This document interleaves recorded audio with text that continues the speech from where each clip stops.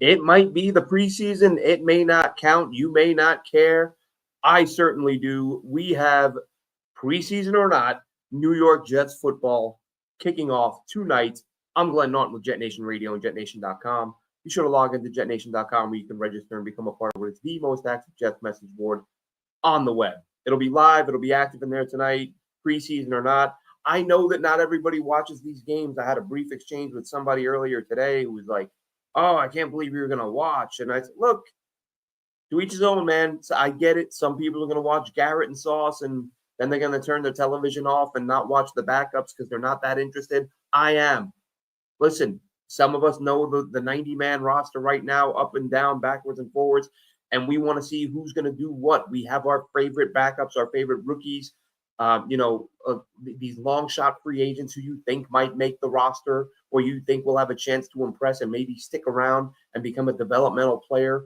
Key position battles going on offense and defense. And of course, we will see the starters. It won't be for very long. I would imagine a couple of series. I would be shocked if we see these guys for anything more than the first quarter. And even that would be a little bit surprising. I think we'll see Justin Fields throw 4 or 5 passes. Other than that, I expect a lot of running the football. But hopefully I'm wrong. I mean, listen, when there was talk earlier in the week, when folks were saying, how's Aaron Glenn going to handle this?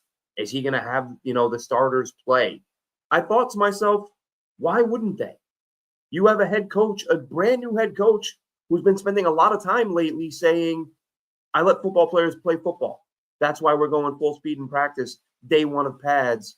And then we have pads on again the next day, and we're getting after it. We're doing tackling drills that we haven't seen this team do since Rex Ryan. So why would Aaron Glenn be this gung-ho and, going all out with his guys the second they put pads on and then rein them in when they can actually hit somebody wearing a different colored jersey? So not surprised at all we're going to see the starters. It's just a matter of how much we do see. But it's not just among the starters where we're watching position battles or where we're going to see, I just commented on this on Twitter with a brief exchange with our good friend Emery Hunt. And this just goes back to however long you've been watching football, that's when it started for you. And it still goes on today, and it will go on till the end of time. When it's time for preseason, if it's a player we like and he plays well, fantastic. If it's a player we don't like and he plays well, just a preseason. Who cares? What are you getting all worked up about? And it's human nature. Obviously, it seems like everyone's done it from the beginning of time. I try not to get too excited about any of these guys, but let's face it. For some of these players, it's the first time you're seeing them in a Jets uniform. If they play well, that's going to sort of feel a whole lot better than if they don't. And if they don't, it's not the end of the world. And, well, for some of us, you don't want a guy cut or traded, or you don't bash the GM because things don't work out in, his first couple preseason games. But let's move on to it. Let's move on to the games, the key matchups, the key players, what we're going to be looking for right off the bat. For me personally, first thing I'm going to be looking at is who's the starting center. And listen, I'm obviously not in my normal setting. I'm not in my study at home with my gear. I'm on vacation. Today's the last day of the vacation. Post-game wrap-up is going to be like 10, 15 minutes because I got a 7-hour drive up north, like an hour or two after the game ends. But I digress. Point I'm making is if I say something that's been updated or said in the past few hours, I've been out of the house, not on Twitter that much. So apologies if we already know who's starting at center, because that's the first thing I'm looking at. Is Joe Tippmann going to be the starting center? And if he is, how long does he play? If he's battling for a position, which is something that a lot of us kind of wrote off as not being a real thing, now it obviously is. Josh Myers has gotten a ton of reps in the preseason or in training camp that a lot of people didn't think he would see. So we're going to see what happens there at center. Again, that's kind of the first thing I'm going to be looking for is when that offense comes out, who is the starting center. Now, of course, you're going to have Justin Fields lining up under center, and we want to know, or, we will find out, but how much is he going to play and how active is he going to be? Is he going to be handing it off for a couple drives, 1 or 2 passes and come out?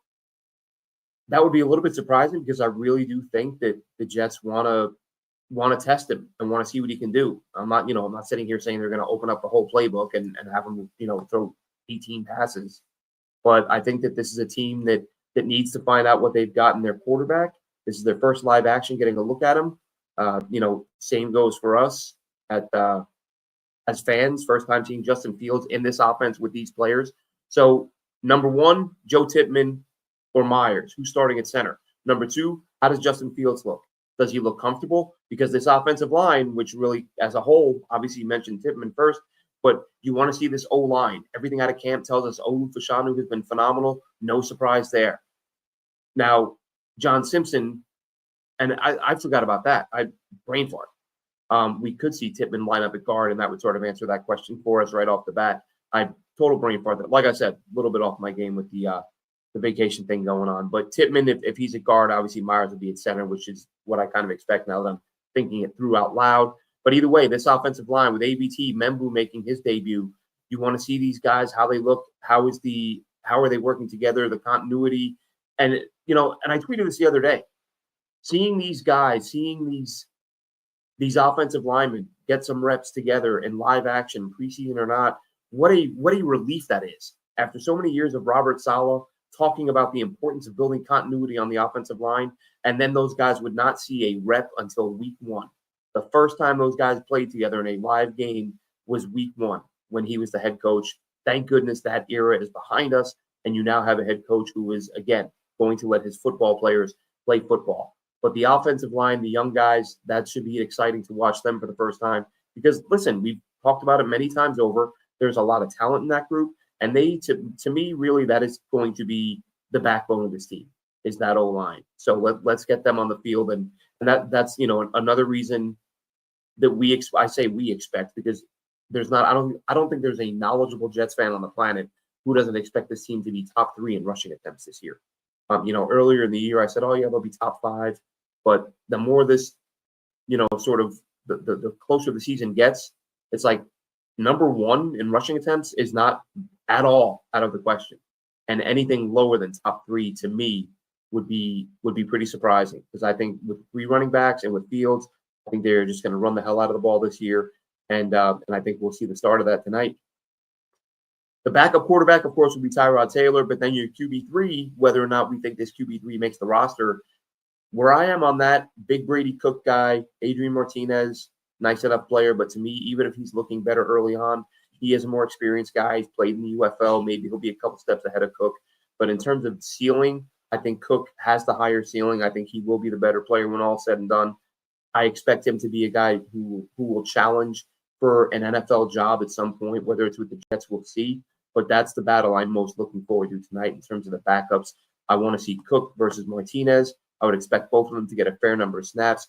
Tyrod Taylor, of course, has been nursing the knee. So I would expect once Fields comes out that those guys will handle the lion's share. Expect Brady Cook to get the fourth quarter, with Martinez being the more experienced veteran. But we'll see. We'll see how that shakes out. But Cook and Martinez both have the ability to run. Neither one of them has a cannon for an arm, but they have they've each got a good enough arm. I would give Cook the edge there. And to me, Cook just does a much better job, always has, of protecting the football, which is why he's the guy I would prefer there. We know what he did in the SEC, 50 career touchdowns and just 15 picks, and shows toughness. Showed that in college, in spades. Just really good leader who I've been a big fan of. And the DTs, of course, we've talked ad nauseum about how this group, at least to me, is the weakest group on the roster. Now, you can make a case for receiver, but at least at receiver, you've got like an Arian Smith who, yeah, he's got some things to prove, but the talent, the potential is through the roof. Josh Reynolds, not a superstar, but as I've said before, if you look back at his history when he's been given a chance to start, Josh Reynolds, solid enough player. Like, you don't really have that at DT. You don't have a DT you can look at and say that guy might be a game changer, outside of Quinnen. You have some guys who might be good. Leonard Taylor, I think, is going to be a good player. But a lot of the DTs haven't played a rep in a live game. But there are some young guys in this group. We've talked about Peyton Page. Jay Tufele, I would expect to play. Derek Nottie, not so much.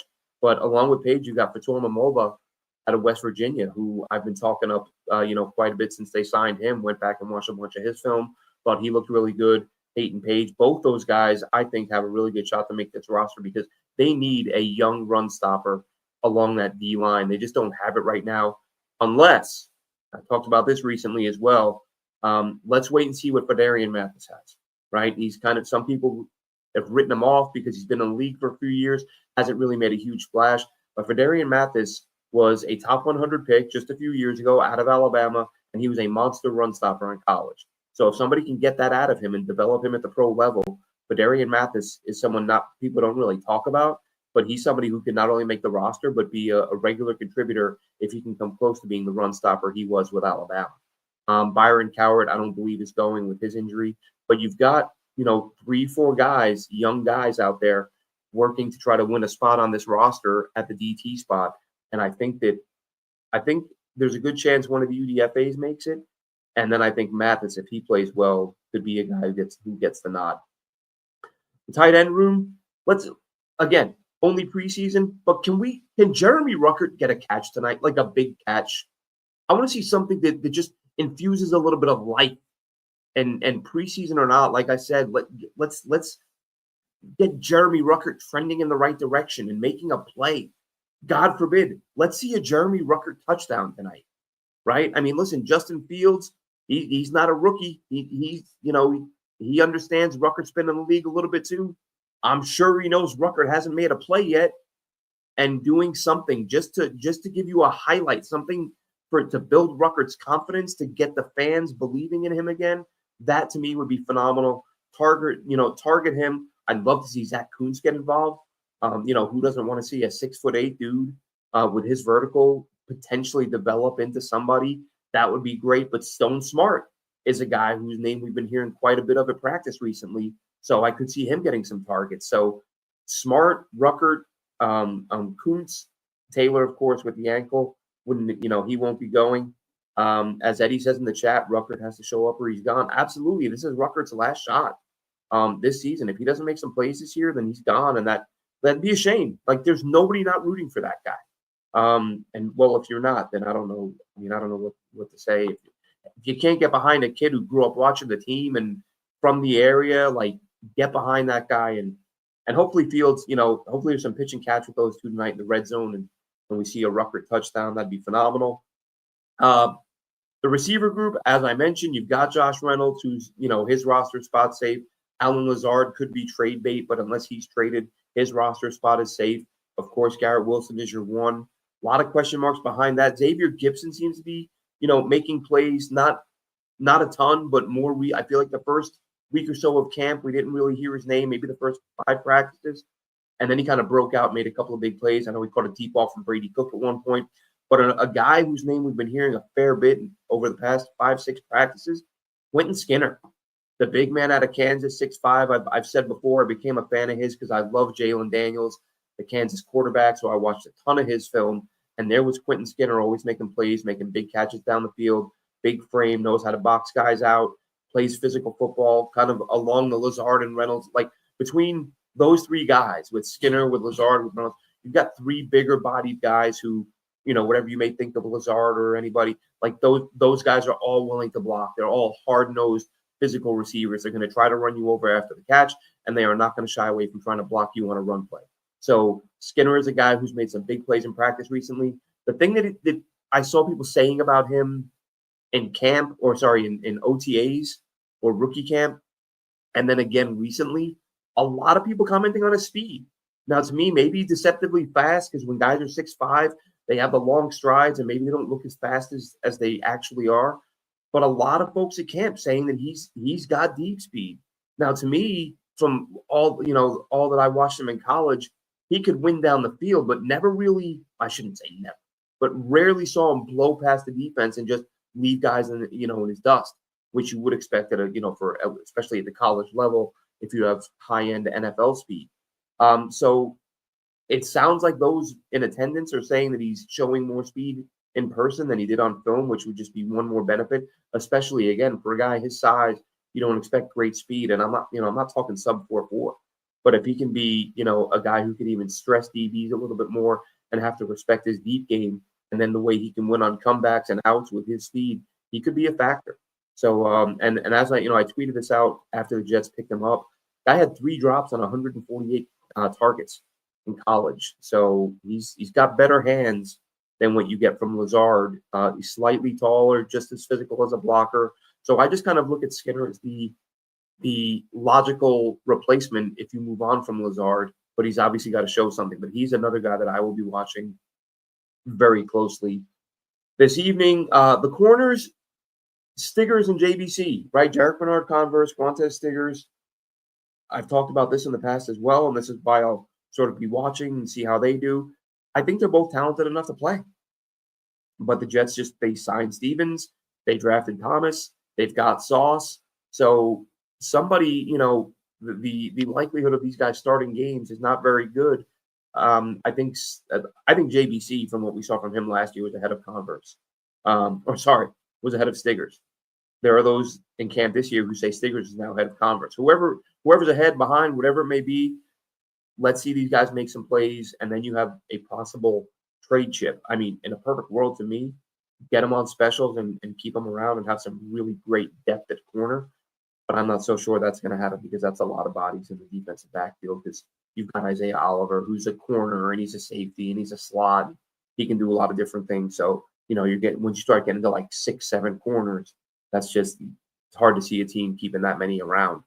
But the other guys in the defensive backfield, the safeties, I don't think I have to talk about Andre Cisco any more than I already have. My favorite offseason signing. I think he's going to be a breakout player for them this year. Expect him to play. Tony Adams likely start next to him. But then you've got the guys back there who are also competing. Malachi Moore, who some feel will win a starting job at some point this year. Jarius Monroe, another guy who's been flashing in camp, who I kind of projected to make the roster last year. I swung and missed on that. He ended up being a practice squad guy, another UDFA. But then you've got Dean Clark, a UDFA this season, who is a versatile chess piece. It's kind of the way I can't help but refer to him in any other way because the guy played a million different positions in college. People are probably tired of hearing me talk about him or use that term to describe him, but it is what it is. Now, what the Jets have in mind for him, how much run he's going to get tonight, I think he's probably the guy. I really liked his chances to make the roster because of his versatility, but I've just seen Isaiah Oliver make enough plays this preseason or, throughout training camp that I'm just like, as long as Isaiah Oliver keeps it up as a veteran guy, he'll be the one that makes the roster. Clark could be a practice squad option. Well, a fourth running back emerged. We know they're set at running back. We know the pecking order. We think we do. Breece, Braylon, Isaiah. But to me, Kenny Nwangu, not really a factor as a running back, but more of a return man. But Donovan Edwards is one of those guys high up on the list of players I'm looking forward to seeing today. Really thought he was a draftable guy. You look at his film at Michigan, he looked like an absolute stud. Slid a little bit last year, really the last 2 years. And that's not to say he was bad. He just wasn't what he was his first year when he was over 7 yards a carry. But I think that Edwards is a guy who will see his fair share of action tonight. And them keeping a fourth back is pretty unlikely. But if we're looking at this, we look at the Breece Hall situation. And when Breece Hall spoken, he doesn't sound 100% sure, that he's going to be back. And I'm not either. I think Breece Hall will be an in-season trade chip. And if the Jets feel like, we're going to need another back, let's keep Edwards on. Now, listen, Edwards hasn't returned and never returned in college. I think he may have worked there like some practices with Michigan. I don't know if the Jets view him that way. As I'm saying that, though, I think he may have had a couple. I was looking at a few different guys the other day and their return histories. And there were 1 or 2 guys I liked in that role to get a look. And 1 or 2 of them had none. And I'm going off the top of my head. I think Donovan Edwards had a few. Put it this way. I think it's something he could do. Looking at his style, I think that if you think you can keep him as a return man, but if that's I would give Edwards an opportunity because I think he can be a really good back. Nwangu, we know, can be a great return man, but I'm not so sure he can be a factor out of the backfield. But that'll wrap it up. Just wanted to hop on for a quick 15, 20 minutes, talk a little bit about the guys I'm going to be watching tonight. I don't know who you're going to be focusing on, Jets fans, but I know some of you, not all, will be watching. Not everyone gets all fired up for the preseason. But check us out with the postgame. It will be a quick one, 10, 15 minutes before I hit the road and head north. Have a good one, Jets fans.